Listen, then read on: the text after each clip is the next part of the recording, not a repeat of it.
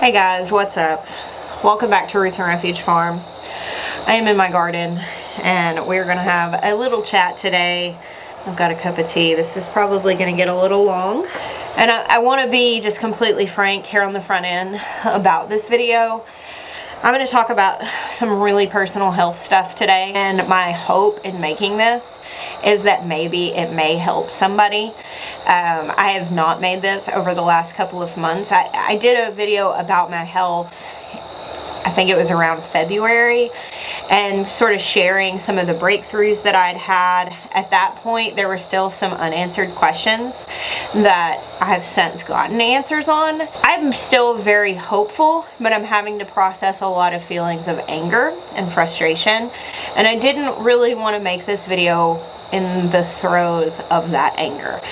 So I feel like I've kind of gotten some things to a manageable place now, but I need to be able to make this video very honestly, and I recognize fully this isn't going to be for everybody. If it's for one person, that is worth it for me to put this stuff out. If I could save one person going through the very drawn out and painful process that I went through, then I would happily publicly share this. But these are personal things. I understand that in the nature of like sitting down in front of a TV screen and consuming content, we think of it as a product that we're going to rate, you know, whether we like it or not, and we're going to interact with it, basically being like, oh, thanks for sharing your opinion, here's my opinion, you know.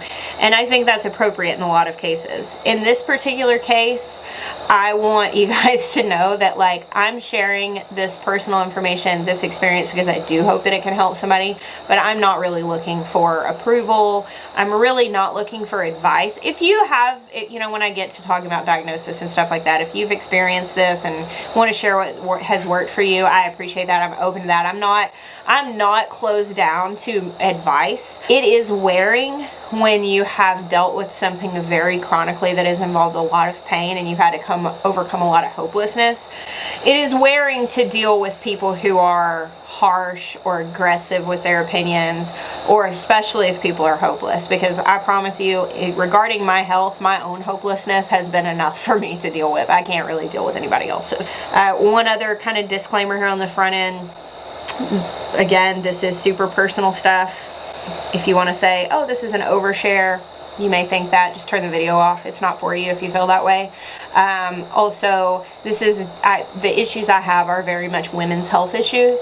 So if that makes you uncomfortable to listen, talking about like private women issues, then please turn the video off. It's not for you if that makes you uncomfortable. So at last update, I had shared with you guys about having a lot of breakthrough. I had been eating a carnivore diet. I am still largely eating carnivore, not entirely. I would say at this point I probably eat about 80% meat. I still have to be very sparing with dairy products. The only dairy products I eat are a little bit of raw dairy in cooking from our farm, or I will occasionally have a little bit of like hard cheese, but I cannot eat a lot of dairy because I find that to be very inflammatory. So I'm going to kind of recap. I will link that video where I talked in February about carnivore and about how much breakthrough I had gotten at that point. For a background history, when I was a very small child, I started having urinary tract issues. And essentially what happened, what was discovered, was that I was having kidney reflux, and I had 2 ureters on my left side, whereas a person is only supposed to have 1. And I had 2, neither one of them fully worked. They were kind of like somewhat growing together is what I understand. And so I was very prone to urinary tract infections throughout my entire childhood. And of course, this is like the 80s and the 90s. And, you know, my mom like spent her life taking me to doctor's visits and hospital visits and handling having a sick kid while trying to maintain some sense of normalcy. I mean, I had a pretty normal childhood.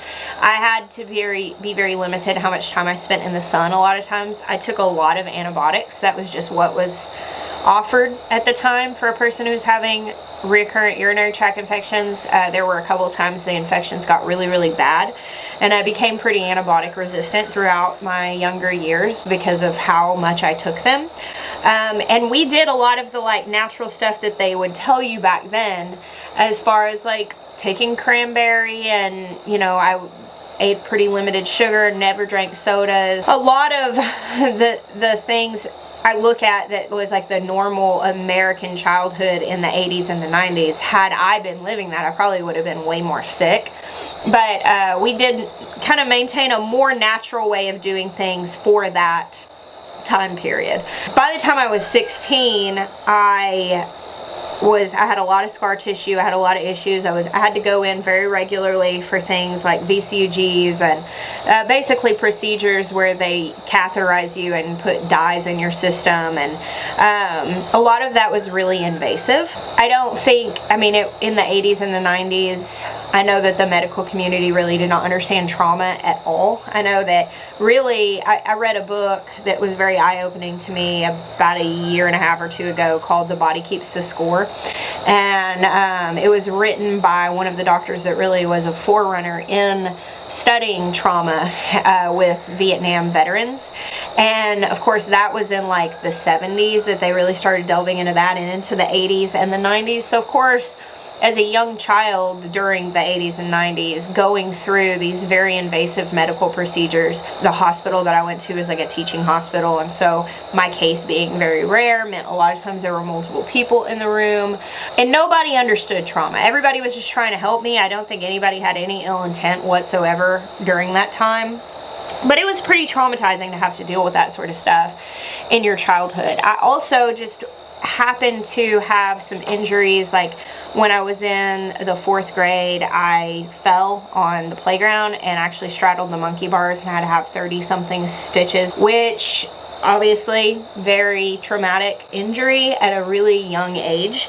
And now I'm coming to learn that all of those things, on top of that, having multiple childbirths, which can be very traumatic for women, and their pelvic floors, all of those things kind of played into the situation that I have been dealing with over the last several years. And honestly, it feels a little weird to share that kind of stuff on a YouTube video, but I know that I'm not the only woman that is dealing with issues like this. I think that with the astounding number of women who have dealt with molestation, who have dealt with being essentially traumatized by being assaulted in some way, whether that might have been a very major significant event in their mind, or if they have played it off as being a minor event. Maybe it wasn't as traumatic as some of the other stories you heard, and so you brushed it off and you thought, oh, well, I didn't have it that bad.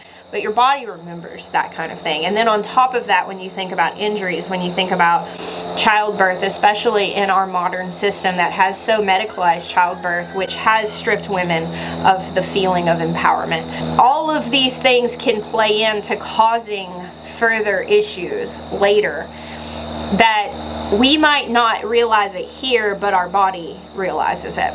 By the time I had Asher, which Asher was born in 2007, I had such an extensive history with things regarding my urinary tract.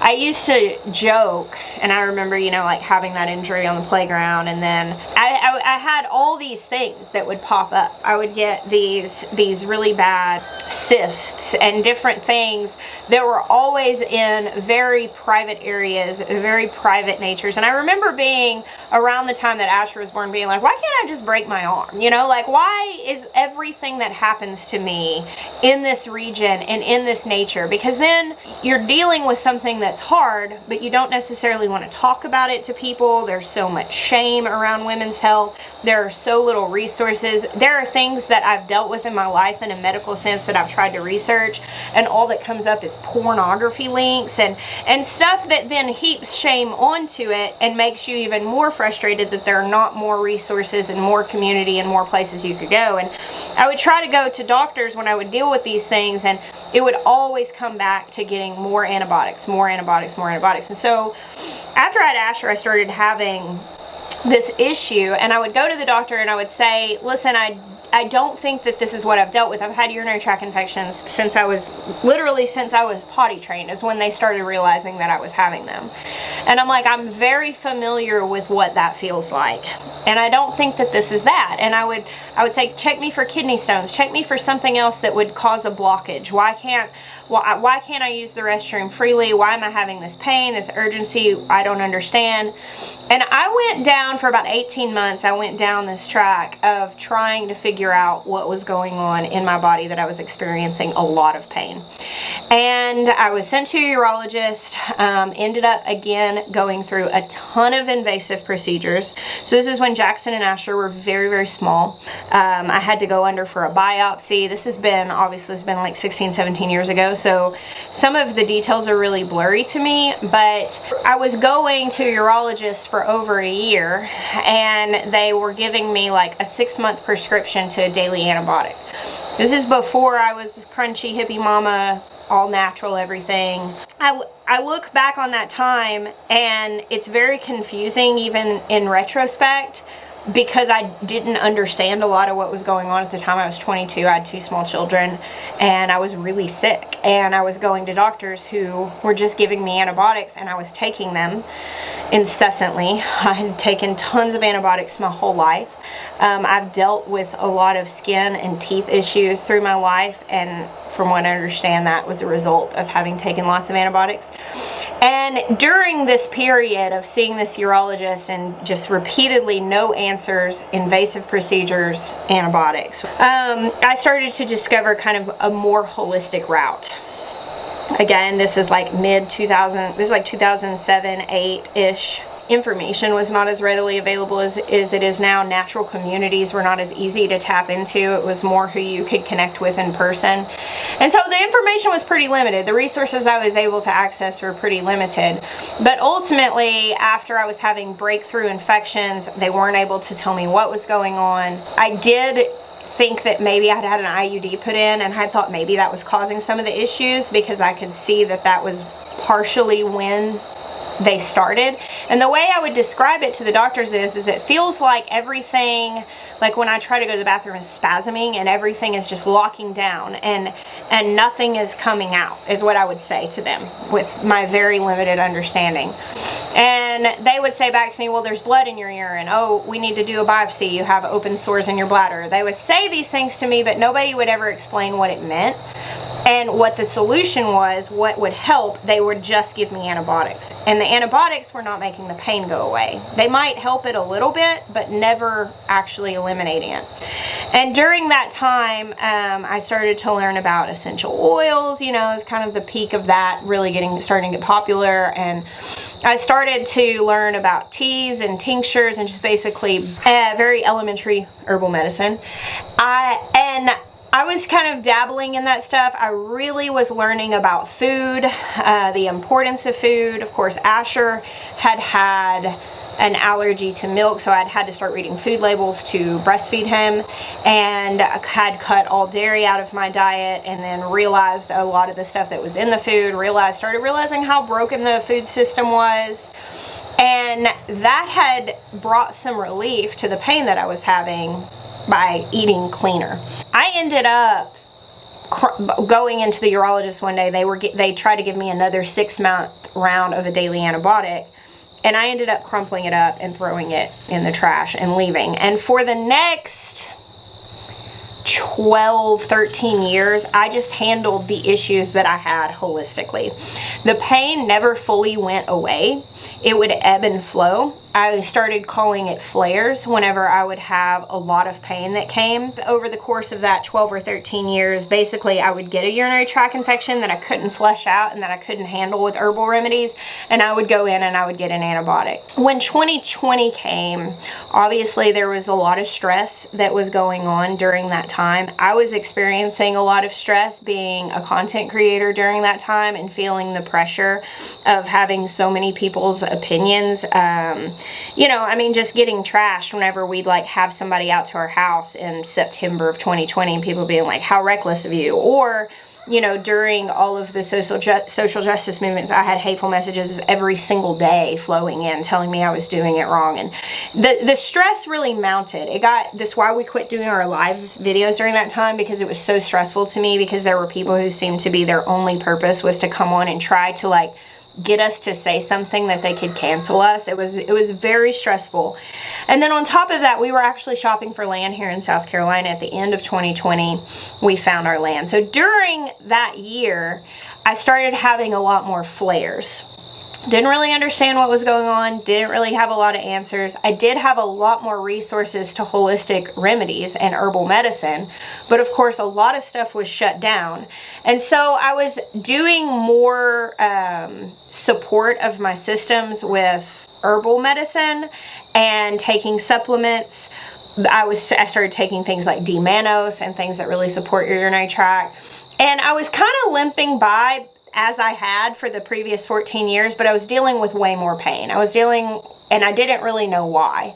And I was so busy and so stressed out that I just wasn't taking the time to try to figure it out. And I had so little faith in the medical route, the conventional allopathic medicine route, because I'd already done that. You know, I'd already gone down that when Asher was little and spent a year and a half taking all these medicines and doing all these procedures and getting worse and worse and worse and never getting better. So I didn't really want to do that again. And so I was just like, I don't have time for this. I'm just going to do what I can to keep functioning. That was my mindset. Well, then we moved. And in moving here, there was a number of things. Obviously, extremely stressful situation. Moving across the country, so many logistics. It was a very hard year, and you know, you're gonna have hard seasons in life, and sometimes you just say, okay, I just gotta push through.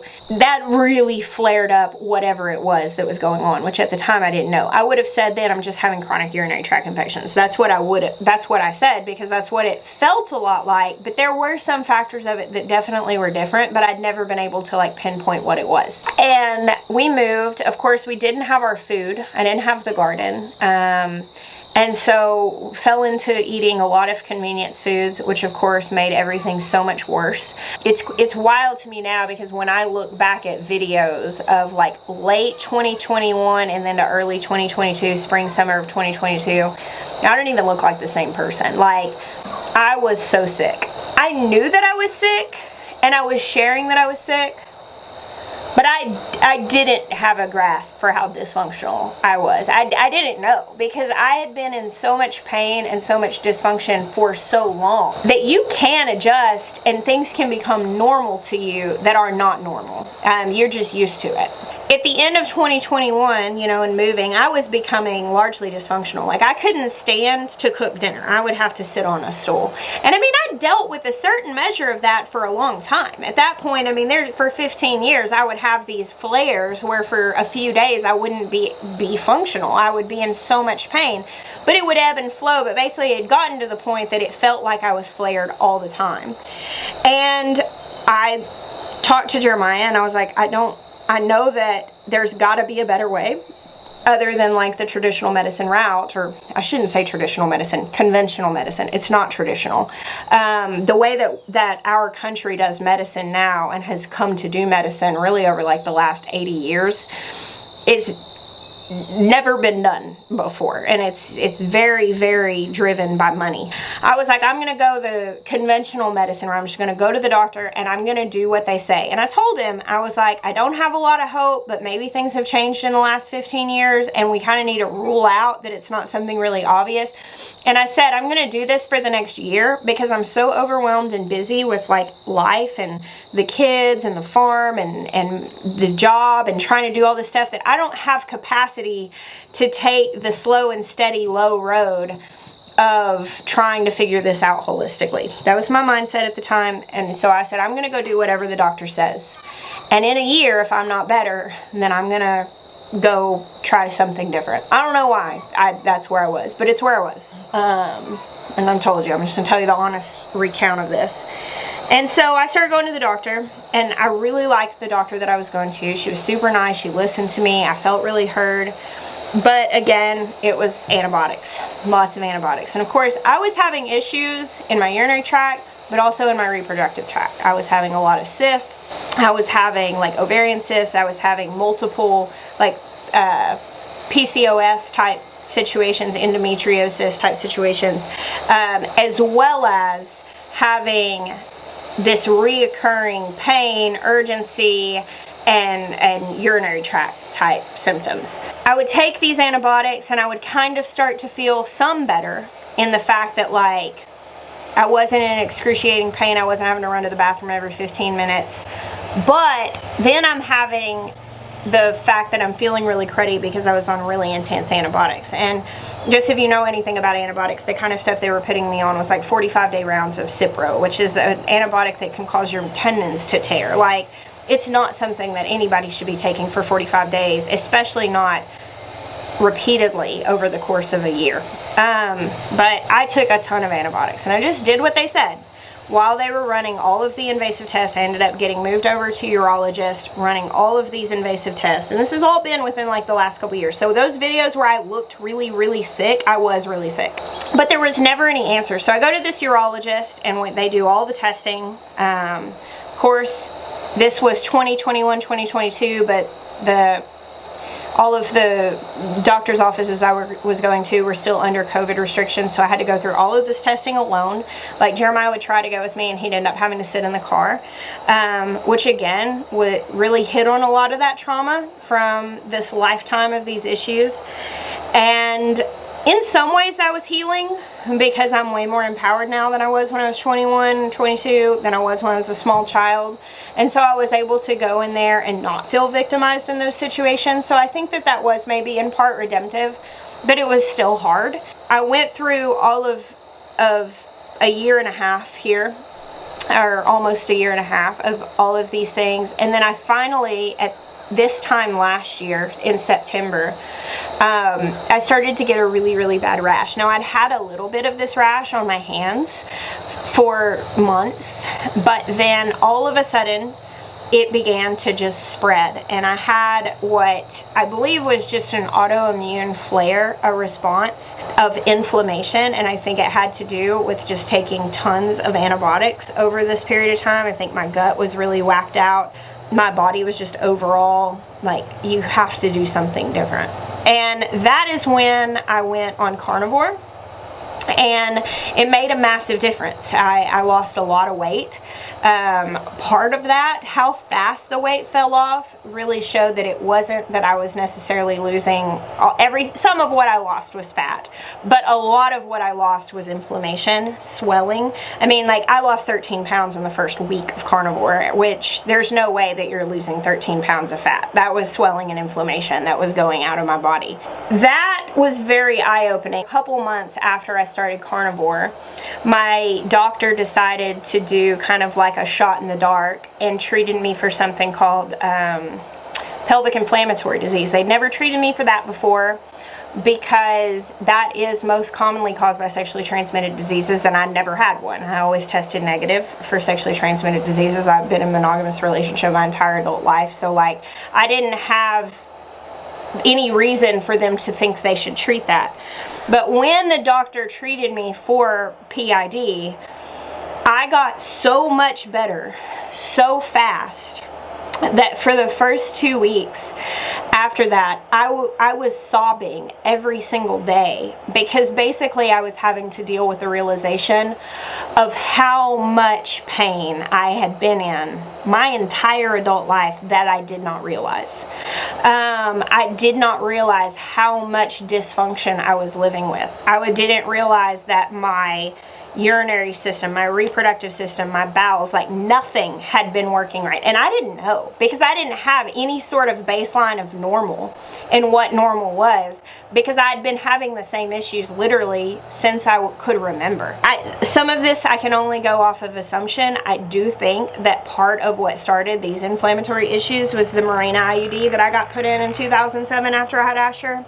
And then when I had that IUD removed, I was really young. I didn't know how to stand up for myself. I had a doctor basically tell me how irresponsible I was for having my 2 sons as young as I was, and that I absolutely needed to avoid pregnancy at all costs. And I did not want to take a depot shot, but I ended up agreeing to it that day because he basically said, you need to get this before you leave. And I did. I took a depot shot. I didn't cycle for 16 months after that. I think that probably played into the inflammation issue. I don't think that helped at all, because I started dealing with a lot of wacky hormonal issues after that. So I think that those 2 birth controls probably did play something into this thing, but I don't know. Even with being treated for PID, I was never actually even diagnosed with PID. A lot of the signs of PID I did not have, and it is most commonly caused by infections that I never had.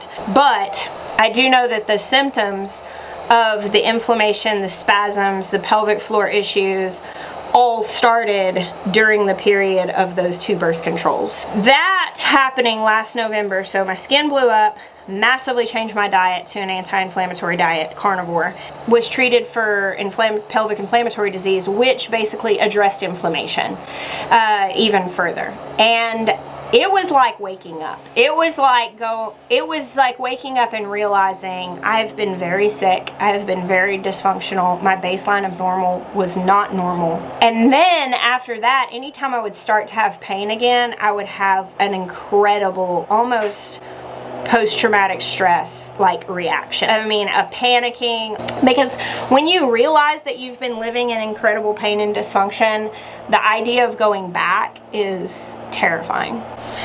So I got in the gym, I start working out, I start using my body. I'm like, I want to get as strong as possible. I feel amazing. I had to deal with a ton of grief at that point, because I realized that, like, I'd been dealing with dysfunction and intimacy the whole time Jeremiah and I have been married. I've been dealing with, you know, dysfunction with my digestion and just dysfunction all around. This gardening year was amazing because it's the first time I've ever gardened without having incredible pain in my pelvic floor. And I didn't even know I was in pain. I'm just plugging along. I mean, a primarily happy person and just coping. Like, I didn't know. So I started seeing functional medicine practitioner. She helped a lot, got me into a lot of different testing. I was able to see like exactly where I stood with my gut. I was able to see anything that I could be having an allergic reaction to. I was able to pinpoint some things. I of course removed gluten from my diet. And since reintroducing some things from carnivore, I've not eaten gluten at all. I don't know that I'll ever eat gluten again. Maybe, but right now my gut needs to be healed. Like I said, extremely limited on dairy, just because that is something that, with my gut being damaged from all that medicine, can be very inflammatory. And I'm very, very minor on grains. I'll still eat a little bit, but it's always stuff that's made from scratch at home. Like, I've eliminated processed grains, and on that sort of thing we only do organic, just to make sure that, you know, glyphosate and stuff like that can be very inflammatory. So that helped a lot. But I was still having this thing happen, this flare that would come, that I'd then go to the urologist now, and they'd say, well, you don't have a urinary tract infection. And I'd say, well, why am I in so much pain? And we don't know. And then they would give me antibiotics. And I'm like, I thought you said I didn't have an infection. And they're like, well, if you're in all this pain, maybe there's something going on. And I finally was just like, I'm not coming back here anymore. If you can't tell me why, I'm not going to come back here. I ended up going to the doctor and just saying, I need you to refer me to somebody else. And I had to get belligerent. That's really kind of what had to happen for me. Because in seeing a functional medicine practitioner is fantastic and it was helpful, but there's only so much a person can do whenever you're meeting, like on a call. We can order all the tests, we can change the diet, we can take the supplements, but I'm having this issue that nobody can tell me what it is. Now I'm aware, I'm awake. Like, I know what it feels like to not be in pain. So when the pain comes back, I'm having to battle a ton of fear, but also I'm going to be belligerent. Like, at that point, I just got to the point that I'm like, if I do not fight for answers, I will never have them. And it's obviously not going to be as simple as just going in and having somebody else be curious about what's going on with you and wanting to get to the bottom of it. Because I wasn't finding that in the medical community. I had gotten a lot of help going outside the medical community to holistic routes, but even still, I was like, I need somebody who can do the testing and figure out what's going on. So I ended up going into the doctor and basically saying, if you can't help me, I need you to refer me to somebody who can. That was hard to get, but I did end up getting sent to a gynecologist. I sat down with her, gave her my spiel, took about 40 minutes of all of the background, and she said, you are way out of my league and over my head. I don't know, but I think I can send you to somebody who can help you.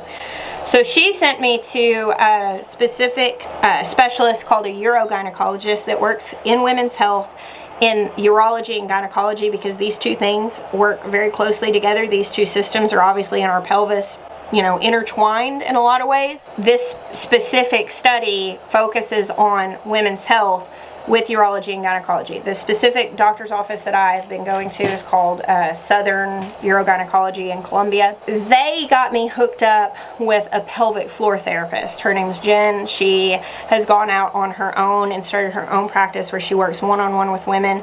I was first sent by the gynecologist that I only went to briefly to a different pelvic floor therapist, which was more just like a physical therapy gym, and they had one doctor there that worked with pelvic floor patients, but they were not really equipped to actually do hands-on pelvic floor therapy. So it was really mostly just strengthening exercises. So when I went to the urogynecologist, she said, no, I do not want you doing strengthening exercises. I don't think that's your issue at all. So she sent me to the current pelvic floor therapist I've been working with, and her practice is called Pivot Pelvic Therapy. I cannot recommend that high enough, but I'll get back to that. So I started a few months ago doing these things. And I'm not going to be able to talk about this without getting really emotional, because I'm still working through a lot of things. Within the first 15 minutes at the urogynecologist, they basically tested my output of urine and realized that my bladder was retaining a lot. So like the average person's bladder holds between 300 and 500 cc's of liquid, and mine holds something like 1200 because my bladder is incredibly damaged. It's very distended and it doesn't fully function properly at this point because of the history and what it's been through. With the urogynecologist in my particular office, I hope they're all like this, but I don't know. They're focusing a lot on not just what's happening medically in the body, but what has happened to the body that could cause trauma. And that's why they're wanting people to work hand in hand with therapists, because we have to acknowledge the fact that our bodies hold on to trauma. And in going to pelvic floor therapy that was not just focused on strengthening. I mean, like at the previous gym, I'm going in and honestly, I called it vagina gym, because I would go in and they would just have me doing all of these exercises and Kegling in a public space with men and all kinds of things, which was not great, especially if you have pelvic floor trauma. But whatever, it's at least somewhat a step in the right direction, I guess. But going to a person who's actually specializing in women's health and pelvic floor therapy has been so enlightening and validating. So the urogynecologist identified the fact that my bladder was retaining a lot. It wasn't working properly. And of course, if your bladder is not emptying, you're prone to infections, especially if the inside of your bladder is riddled with ulcers and scar tissues, which mine is. And so immediately they prescribed catheters to me, self-catheters, so that my bladder could get empty, so that my body had any chance of healing itself, and basically told me the body is designed to heal itself, which was music to my ears. It's, I think, the first time I've ever heard a doctor, a medical doctor who is practicing medicine currently, ever say that to me. It gave me a lot of hope, which is something that I really had not felt to speak of in a while. Especially not within the medical community.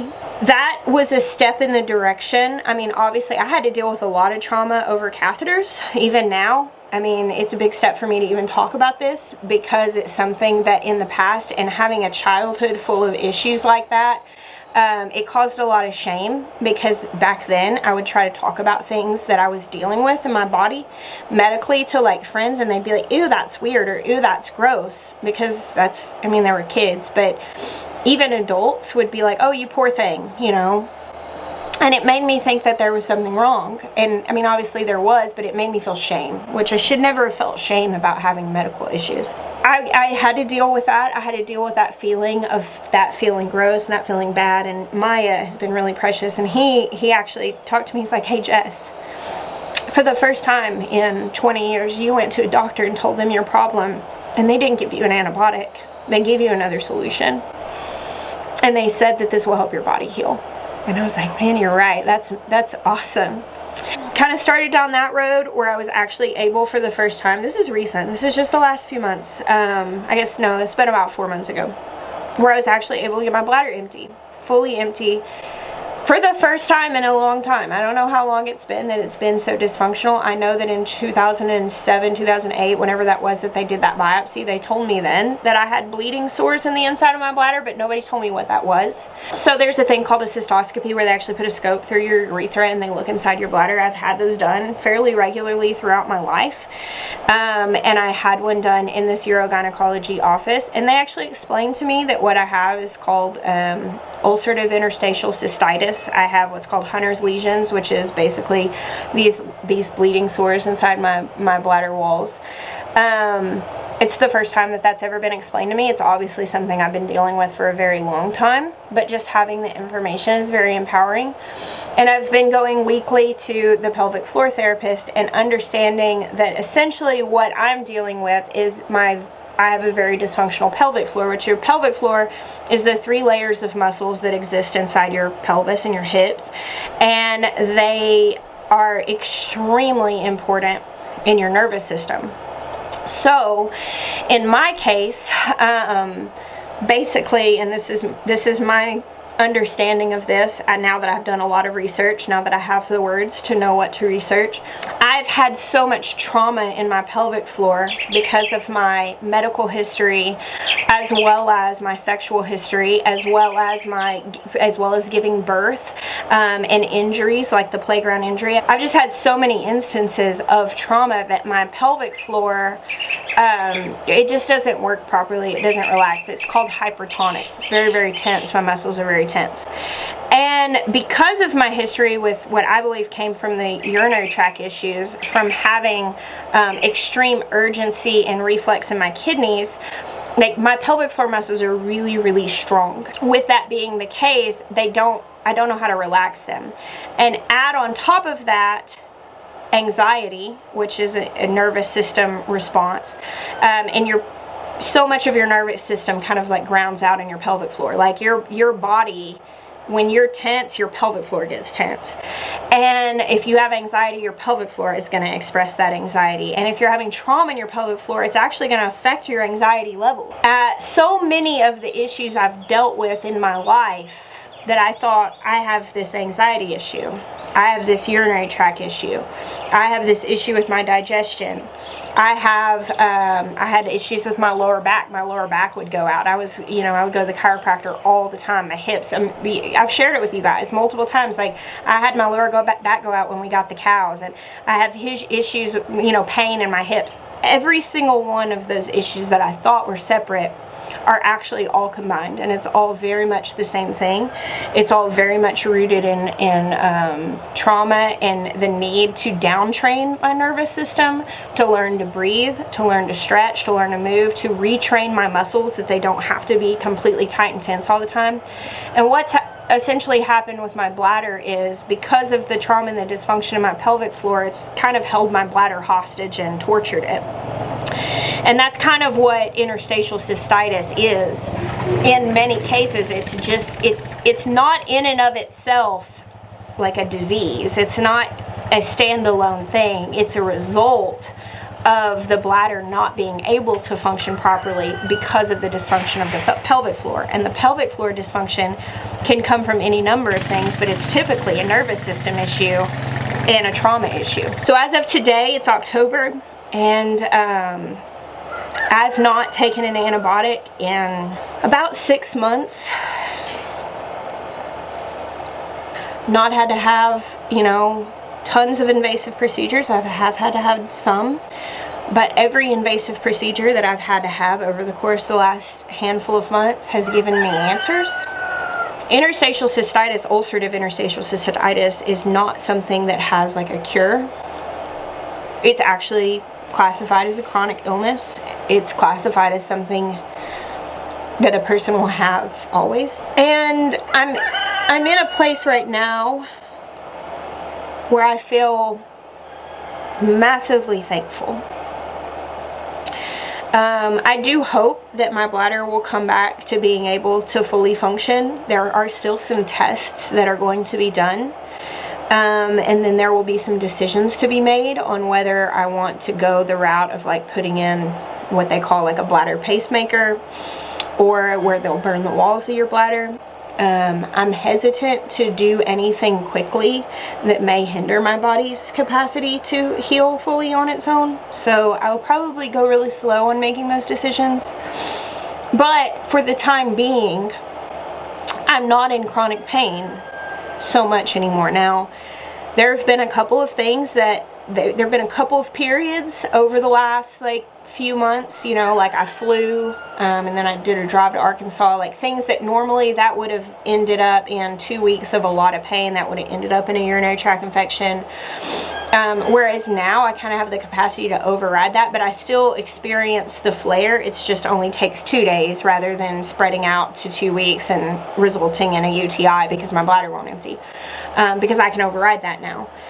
I've been learning to breathe, which is huge. I didn't realize how much that I held my breath. I didn't realize how much that I was living my life just in response to the pain that I was so used to that I didn't even register that I was feeling it, but my body was experiencing it.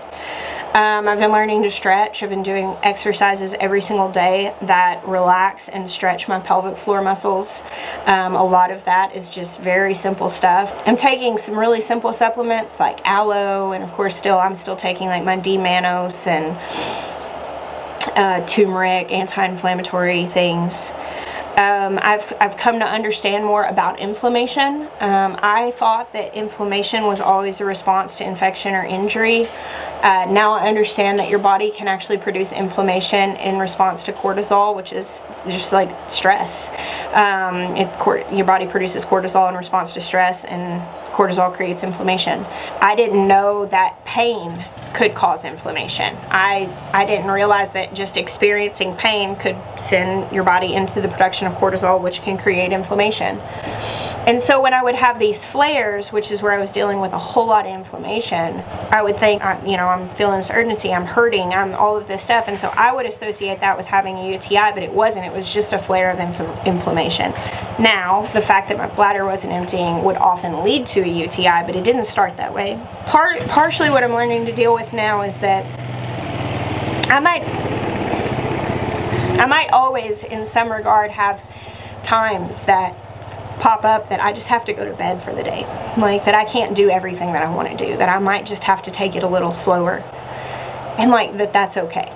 For the reason I wanted to share this is not necessarily to share all of my private business, though I do think that it is probably empowering and healing in some regard for me to say, no, I'm going to share this instead of feeling shameful because it is of a private nature. But honestly, I feel a lot of rage. I've been dealing with that over the last couple of months, and it's largely, I've had several people comment on me being just incredibly frank about things that I see that are corruption and all of that, because I think that I have probably over the course of my life, that if you put a price tag on my medical conditions and the doctor bills and the medicine and what insurance paid, I have probably been a multi-million-dollar ticket for the medical field. I mean, definitely. I don't even have to say probably. I have definitely been a multi-million, up in the high, up to even $10 million worth of medical stuff. And right now I am more functional than I've been my entire adult life with aloe pills and catheters. $80 a month. Now, the pelvic floor therapist, the insurance won't cover, so that has to come out of pocket. The doctor took being belligerent to get to. I'm talking like I had to say, if I was taking my vehicle to a shop and my vehicle kept breaking down, but the shop kept billing me, at some point I would have to be like, hey, listen, I'm not bringing my vehicle back to you. I need to go somewhere that can fix it. The fact that there is a system that will keep billing you while your vehicle keeps breaking down, and they might even be causing the breakdowns even further, it honestly just really pisses me off. And the fact that I'm finding so much solution that I realize is not available to everybody, because everybody doesn't have the capacity to be belligerent. Everybody does not have the capacity to come out of pocket for therapy. And the fact that I am dealing with such a simple solution to what was presented as an unsolvable problem, it makes me really mad. And I'm thankful. I'm learning to take care of myself in a very deep and meaningful way. I'm learning more about women's health. I'm learning that, you know, women make jokes about how they pee when they jump on a trampoline because they've had kids, as if that's normal, and it may be common, but that's actually not normal. Like, extreme pelvic floor dysfunction, that your basic systems do not work how they are supposed to work, is not normal. In fact, like, it shouldn't be that way. The solutions to that not being readily available is very frustrating to me.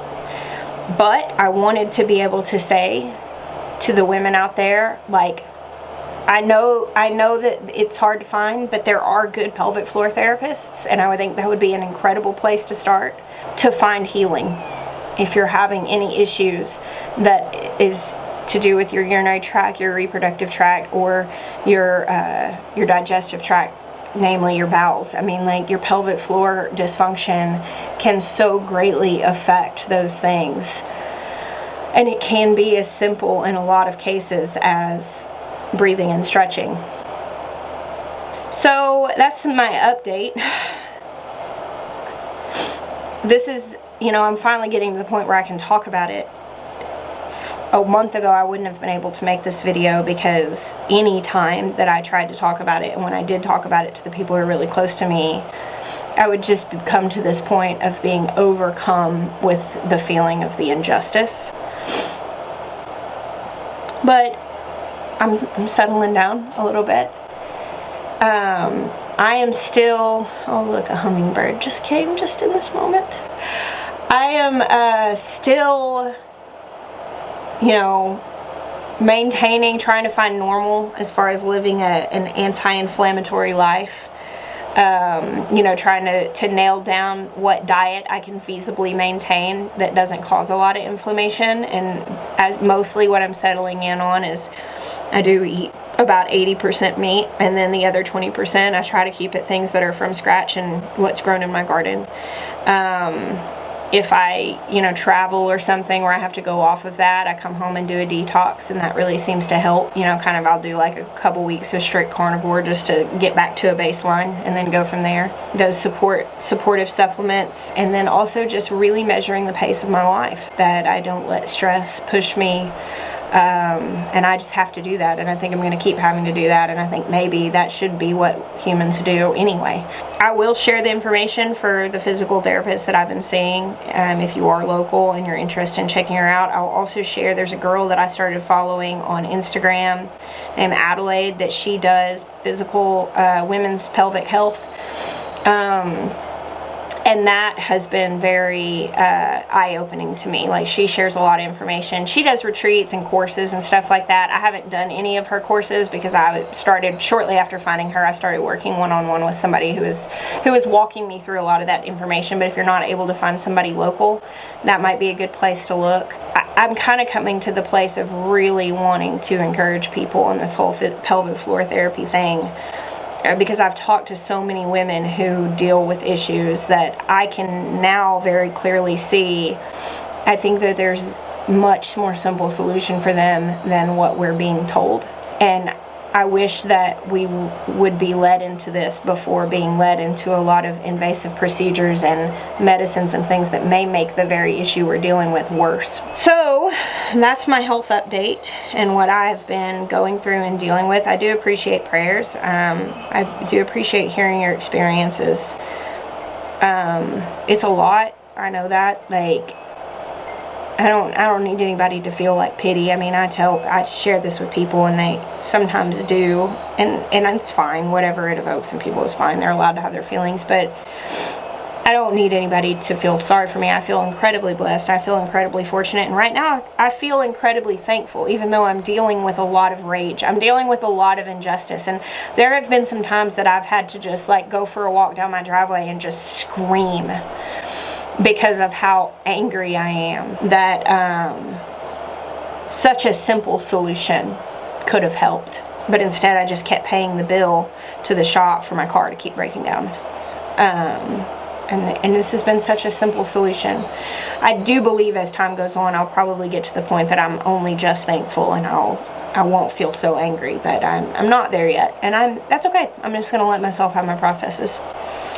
So yeah, there's my little, my health update. I'm sure I'll do another one down the road. I've had a lot of people comment recently on videos from a couple years ago when I was so sick, and they've said, man, it's so amazing to see how far you've come in your health. And it's true. Like, I've come a really, really long way. I would say more than anything, what that has been is finding the right resources to help me know how to take care of me. And then prioritizing doing that. Prioritizing diet being what I need to support my systems, and rest that supports my systems. So, that's it. Thank you guys for hanging out with me today. And I do hope this helps. Even if it's just one person, I hope it helps. I bless you. Until next time.